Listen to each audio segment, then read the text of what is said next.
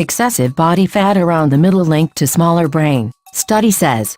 Big waist, small brain? If you're too heavy, especially around your middle, you probably have shrunken gray matter volume in your brain, according to a study published Wednesday in the journal Neurology. Gray matter contains most of your brain's 100 billion nerve cells, while white matter is filled with nerve fibers that connect the brain regions. Previous studies have shown associations between gray matter atrophy and risk of developing dementia, study author Mark Hammer, a professor of exercise medicine at Loughborough University in England, wrote in an email. Obesity linked to reduced brain volume in 4 regions. The study of 9,652 middle-aged people in the UK measured body mass index, BMI, and waist-to-hip ratio.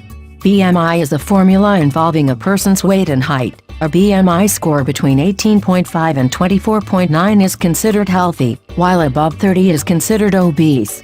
Similarly, the waist-to-hip ratio is scored, and a high score, above 0.90 for men and above 0.85 for women, means a person has central obesity, or a bigger belly than hips. Based on these criteria, nearly 1 in 5 of the study participants was found to be obese. Hammer and his co-researchers also used an MRI to scan participants' brain volume. The researchers factored in age, physical activity, smoking and high blood pressure, all of which might lead to reduced volume. What did they find?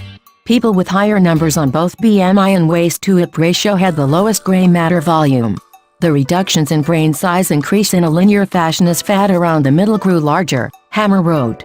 In hard numbers, 1,291 people who had a BMI of 30 or higher and a high waist-to-hip ratio had the lowest average gray matter volume, at 786 cubic centimeters.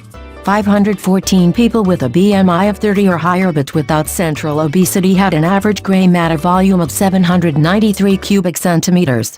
Meanwhile, 3,025 people with overall healthy scores had an average gray matter volume of 798 cubic centimeters.